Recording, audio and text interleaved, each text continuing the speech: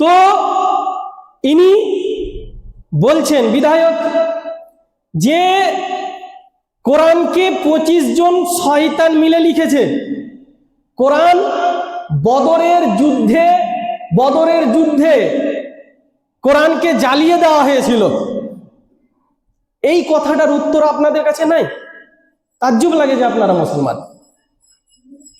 বদরের যুদ্ধ প্রথম যুদ্ধ, সেই যুদ্ধে 313 জন সাহাবী, সম্পূর্ণ কোরআন নাজিল হয়নি, কোরআন কি করে জ্বলে গেল ভাই? এই সাধারণ জ্ঞানটুকু নাই। কোরআন কি করে জ্বলে গেল? কোরআনকে কোরআন বানালো কে? কয়েকটা আয়াত নাজিল হয়েছে, একাধ পারা হবে হয়তো মিলিয়ে। কোরআন কি করে চলে এলো বদরের মাঠে? হাদিস আছে, আল্লাহ রসুল বলছেন যুদ্ধের ময়দানে কোরআনকে নিয়ে যাও না, কোরআন নিয়ে যাবে না। যুদ্ধের ময়দানে কোরআনটা পুরলো কিভাবে? কোরআন নাজিল হলো না, সম্পূর্ণ কোরআন পুড়ে গেল। মিথ্যা কথা বলছে শয়তান। শয়তান তো সবকিছু বলতে পারে, খালি ফুনকি লাগিয়ে দেওয়া, ঝগড়া করা। 25 জন, কে 25 জন? কে 25 জন? হ্যাঁ, তবে ওদের 25 জন আছে, এটা আবু সেলিম সালাফি গোনাতে পারবে, যে বলে দিতে পারবো যে বাদ দেন। তো এই রকম কোরআন নাজিল হলো না, কোরআনকে জ্বালিয়ে দেওয়া হলো। আপনারা সবাই জানেন, ভালোভাবে শুনুন, এই উত্তরগুলো যেন ফোনে বা আর কিছুতে জিজ্ঞেস না করতে হয়। যে কোরআনকে একত্রিত করা হয়েছিল, কোরআনকে কোরআন রূপে, যেমন কোরআন দেখছি না, এই রকম রূপে নিয়ে আসা হয়েছে হযরত ওসমান রাদিয়াল্লাহু তাআলা আনহুর যুগে। অর্থাৎ প্রায় 36 হিজরিতে, রসুলের মৃত্যুর প্রায় 30 বছর পরে এই কোরআনকে এক জায়গায় করা হয়েছে। কোরআনকে এক জায়গায় করা হয়েছে প্রায় 36 হিজরিতে। আল্লাহু আকবার! কি এক জায়গায় নিয়ে আসলে কোরআন হলো, সবকে এক জায়গায় কোরআন মিলিয়ে দিয়ে একটা কোরআন রূপে করা হলো। একটা কেরাত, এক আওয়াজ, একই উচ্চারণ, যেহেতু 7টা উচ্চারণে ছিল। এ নিয়ে কোনোদিন বক্তব্য হবে, এই হচ্ছে তার উত্তর। কোরআন যে একত্রিত করা হয়েছিল প্রায় 36 হিজরির দিকে, এই হচ্ছে কথা, যে এক জায়গায় কোরআন পাবেন। এই রকম সূরা তওবার যে আয়াত নাম্বার 5, সেই আয়াত নাম্বার 5-এ বলা হয়েছে যে ফাইদান সালাখাল আশহুরুল হুরুম ফাকতুলুল মুশরিকিনা হাইসু ওয়াজাদতুম ওয়া খুজুহুম ওয়াহসুরুহুম। একটা পুরো আয়াত আছে যে যখন নিষিদ্ধ মাসগুলি অতীত হয়ে যায়, তখন ওই মুশরিকদেরকে যেখানে পাবে তাদের সাথে যুদ্ধ করো এবং তাদেরকে হত্যা করো। তারা যেখান দিয়ে যাবে সেই রাস্তায় ঘাত লাগিয়ে বসে থাকো, টিক মেরে বসে থাকো, কে এখান দিয়ে যাবে তাকে ধরবো। এগুলো কোরআনে আল্লাহ বলছেন। তো সামনে যে কথাটুকু বললাম, এখানে কোনো হ্যাঁ হু উ আ করার ব্যাপার নাই। যখনই নিষিদ্ধ মাসগুলো পার হয়ে যাবে তখন তাদের সাথে যুদ্ধ করো। তো নিষিদ্ধ মাসগুলো কি? আমরা জানি 4টা নিষিদ্ধ মাস আছে। কেন 4টা নিষিদ্ধ মাস পার হবে? কিসের কারণ? আসুন এবারে প্রথমে যাই, সূরার প্রথমে 1 নম্বর আয়াত। এই সূরায় বিসমিল্লাহ লিখা নাই, আমরা জানি। বারাতু মিনাল্লাহি ওয়া রাসূলিহি ইলাল্লাযিনা আহাদতুম মিনাল মুশরিকিন। আর বেটা বলছিল কি আমার কাছে বাংলাদেশ থেকে কোরআন নিয়ে এসেছি, এই কোরআনে লেখা আছে কাফেরদেরকে যেখানে পাবা সেখানেই মারো। আমি আপনাদেরকে ওই আয়াত পড়ে শোনালাম কি ফাইদান সালাখাল আশহুরুল হুরুম ফাকতুলুল মুশরিকিন। কাফেরের কথা নাই, মুশরিকদের কথা আছে। বেটা কথায় যে মিথ্যা কথা বলছে, এরা তো শয়তান। কথায় মিথ্যা কথা বলছে। আল্লাহ বলছেন মুশরিকদেরকে যেখানে পাবে সেখানে তোমরা হত্যা করো। তবে প্রেক্ষাপট অনুযায়ী আসি প্রেক্ষাপটটা কি দেখুন, কি কথা বুঝাচ্ছি আমি আপনাদেরকে, কি যখনই সেই নিষিদ্ধ 4 মাস পার হয়ে যাবে তখন তাদেরকে হত্যা করো, এই আয়াতে নাজিল হয়েছে এটা রিভোল্ট। আল্লাহ তাআলা বারাআতুম মিনাল্লাহি ওয়া রাসূলিহি ইলাল্লাযিনা আহাদতুম মিনাল মুশরিকিন, আল্লাহ তাআলা আল্লাহ ও তার রাসূলের পক্ষ হতে অব্যাহতি ঘোষণা করো। ঘোষণা করা হচ্ছে ওই মুশরিকদের প্রতি যাদের সাথে তোমরা সন্ধি করেছিলে। সন্ধি করার কথা এলো, অঙ্গীকার ওয়াদা করেছিলে যেই মুশরিকদের সাথে, তাদের সাথে আল্লাহ রাসূল আল্লাহ বলছেন তুমি অব্যাহতির ঘোষণা করে দাও। সন্ধিটা কি ছিল জানেন? সন্ধিটা কি? অর্থাৎ তাদের সাথে একটা অঙ্গীকার ছিল, ওয়াদা ছিল মুশরিকিনদের সাথে, কি আমরা মুসলিমদের সাথে যুদ্ধ করব না, এক। দ্বিতীয়, আমরা মুসলিমদের সাথে যারা যুদ্ধ করবে, অর্থাৎ মুসলিমদের শত্রুদের সহযোগিতা করব না। দুই, এক, মুসলিমদের শত্রুদের সহযোগিতা করব না। দ্বিতীয় হচ্ছে যে আমরা তাদের সাথে যুদ্ধ করব না, মুসলিমদের সাথে যুদ্ধ করব না। এই মুসলিমদের মা বোনদের সাথে কোন রকমের খারাপ বেয়াদবি করব না, এই রকম কিছু চুক্তি ছিল। সেই চুক্তিকে তারা ভঙ্গ করে দিয়েছিল। কারা? মুশরিকিনরা। এই হচ্ছে প্রেক্ষাপট। মুশরিকিনরা চুক্তিকে ভেঙে দিয়েছিল, ওয়াদা ভেঙে দিয়েছিল, যার জন্য আল্লাহ বলছেন কি তাদের জন্য অব্যাহতি ঘোষণা করে দাও। দ্বিতীয় আয়াত হচ্ছে ফাসিহু ফিল আরদি আরবাআতা আশহুরিন ওয়া'লামু আন্নাকুম গায়রু মু'জিজিল্লাহ ওয়া আন্নাল্লাহা মুখজিল কাফিরিন। আমাদের সাথে যদি কেউ ওয়াদা করে আর ওয়াদা যদি ভেঙে দেয় তাহলে কতটা বিরক্ত লাগে আমরা প্রত্যেকেই অবগত। খারাপ কতটা লাগে। এখানে মুসলিম কমিউনিটির সাথে, পুরো রাসূলের সাথে ওয়াদা ভেঙে দিল, যুদ্ধ করছে সরাসরি, গাল মন্দ সব কিছু করছে সেই মুশরিকিনরা। আল্লাহ বলছেন কি আব মারো, তোমাদের সাথে ওয়াদা ভেঙে দিয়েছে তারা। মুশরিকিনরা তোমাদের সাথে ওয়াদা রাখেনি, আব তোমরা মারো। উনি তো রব, উনি এটা কথা বলেননি। কি বলছেন? তারাও মানুষ, তাদেরও রব আমি, মুশরিকিনদেরও রব আমি। তাদের জ্ঞান নাই, জ্ঞান রাখে না।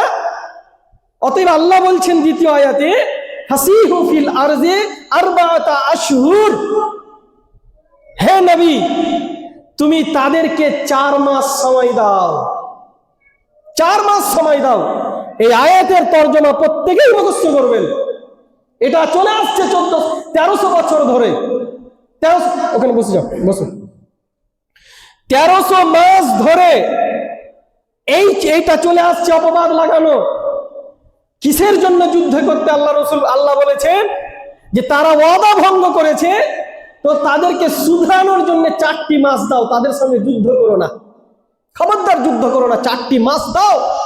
1 2 3 4, এই 4 মাসে তারা যদি শুধরে যায়, ওয়া'লামু আন্নাকুম গায়রু মু'জিজিল্লাহ ওয়া আন্নাল্লাহা মুখজিল কাফিরিন, তাদেরকে বিচরণ করতে দাও এবং জেনে রাখো, ওয়া'লামু জেনে রাখো যে তোমরা আল্লাহকে অক্ষম করতে পারবে না, আল্লাহকে বিরক্ত করতে পারবে না তোমরা, আর নিশ্চয় আল্লাহ কাফেরদেরকে অপদস্থ করবেন।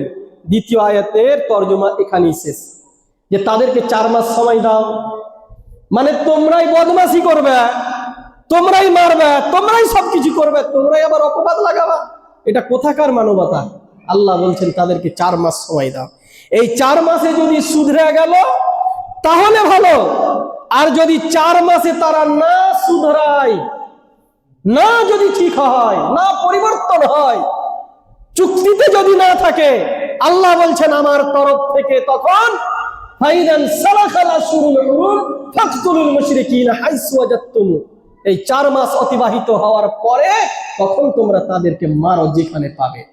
আর যেখানে পাবে মানে বুঝতে পারছেন, আমার তরফ থেকে যুদ্ধের ঘোষণা করে দাও।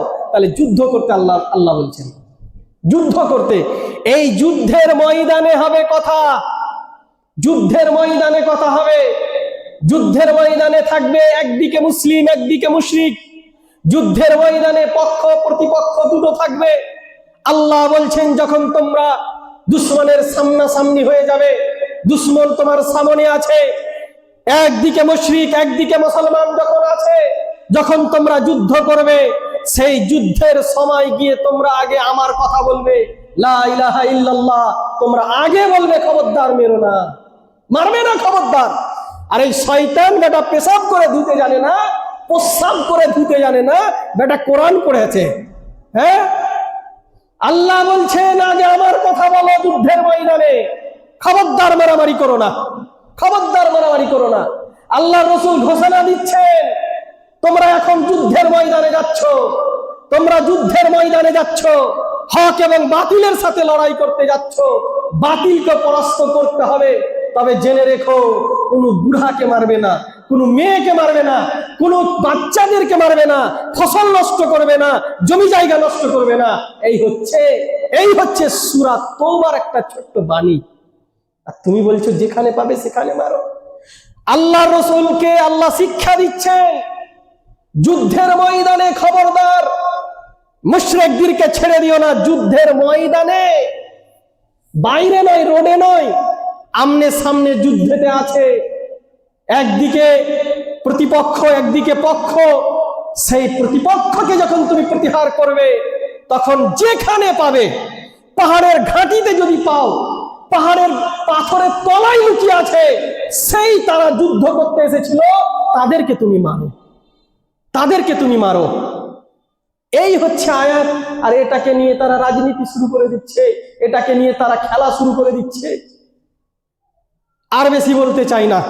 এবারে দেখুন, শয়তানদেরকে কোনো সময় পারা যাবে না, তুমি যেখানে পাবা সেখানেই মারো। যুদ্ধের ময়দানে হয়েছে, ইউক্রেন রাশিয়া যুদ্ধ হয়েছে, ইউক্রেনের প্রেসিডেন্ট বলছেন, ওয়ার এনিবডি হু কিল্ড, তোমরা যেখানেই পাবে ইউক্রেনকে, সেখানেই তোমরা মারো। তাই বলে কি লোকালয়ে যে মারবে, না যুদ্ধের ময়দানে মারবে? এটা ছোট ছেলে বুঝতে পারে এই কথাগুলো, কিন্তু এবারটা প্রস্রাব, এই প্রস্রাবকে আর বুঝবে না, প্রস্রাব বুঝবে না এই কথা। 5 নম্বর আয়াতের তর্জমা এই যে প্রেক্ষাপট আলাদা। দ্বিতীয় 6 নম্বর আয়াতে আল্লাহ বলছেন, 6 নম্বর আয়াতে বলছেন, অনেক সময় লাগবে এগুলো করতে, আমি ভরে নিলাম পকেটে। 6 নম্বর আয়াতে বলছেন আল্লাহ কি, যদি মুশরিকরা তোমার কাছে আশ্রয় চায় ফাআজিরহু, তাদেরকে আশ্রয় দাও। একদম সেই আয়াতটার নিচেই প্রথম লাইনেই, যদি মুশরিকরা তোমার কাছে আশ্রয় চায়, আশ্রয় দাও। কেন?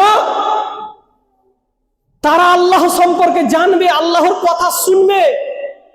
আর তারা যদি ভালো জায়গায় যেতে চাও, আমি অমুক জায়গা চলে যাব, তো তাদেরকে পৌঁছে দাও, ছেড়ে দাও নয়, পৌঁছে দাও।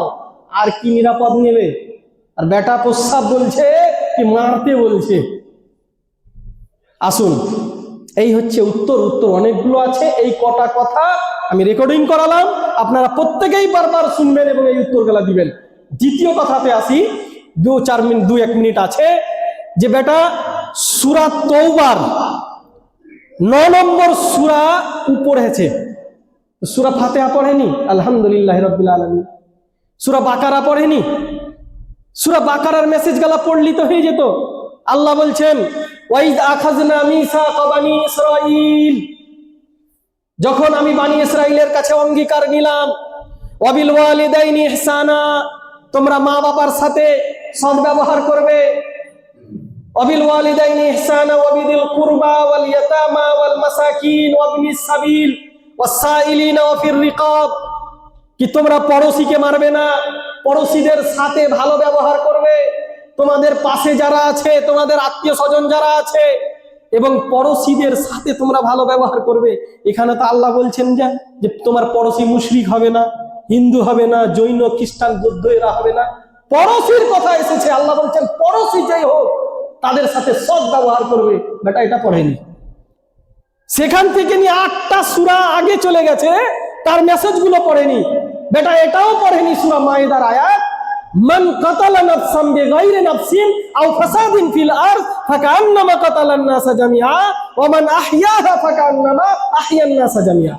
কি একটা মানুষকে যদি কেউ হত্যা করে, মাসুম মানুষকে, তাহলে সে সমগ্র মানুষকে হত্যা করার সমান। আর যে একটা মানুষের প্রাণ বাঁচিয়ে নিল, সে সমগ্র মানুষের প্রাণ বাঁচিয়ে নেওয়ার সমান। এগুলো পড়েনি বেটার, লাফিয়ে এখানে চলে এসেছে। মানে কি, আপনার সাথে আমার একটা দ্বন্দ্ব বাঁধাবে।